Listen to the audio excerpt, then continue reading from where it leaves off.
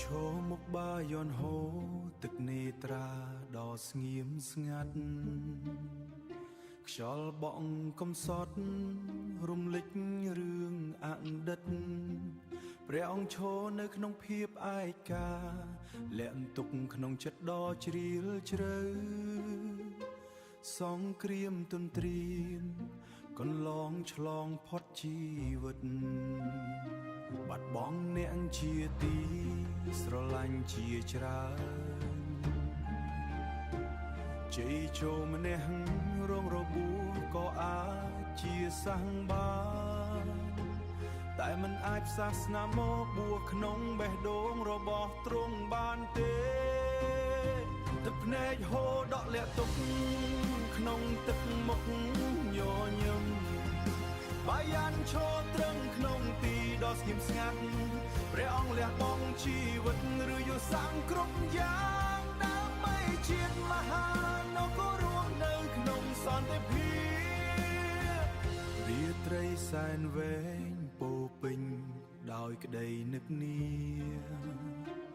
ព្រះជាយាបុត្រស្ងួនស្នូសំឡេងអតីតហូរតាមខ្យល់អំណាចកម្មធំមិនអាចជួយបានផ្ដាច់សាច់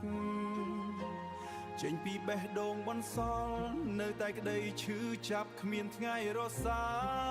យទឹកភ្នែកហូរដក់លាក់ទុកក្នុងទឹកមុខញញឹមបាយ័នឈរត្រឹងក្នុងទីដ៏ស្ងៀមស្ងាត់ព្រះអង្គលះបង់ជីវិតឬយុសាំងគ្រប់យ៉ាងដើម្បីជាតិមហានគររួមនៅក្នុងសន្តិភាពបើអាចត្រឡប់ទៅអតីតកាលបានទ្រង់នឹងជ្រើសផ្លូវរួមរស់ដោយសុខសាន្ត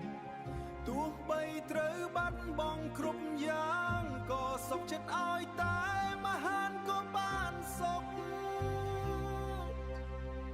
ថ្ងៃរះពន្លឺថ្មីភ្លឺលើដីអង្គរធំមេឃខ្យល់រលឹមនៅតែមានពពករឿងរ៉ាវព្រះអង្គនៅដកក្នុងចិត្តនៃប្រជានឹកឡើងទឹកភ្នែកក៏ហូរគ្មានថ្ងៃជូតឲ្យ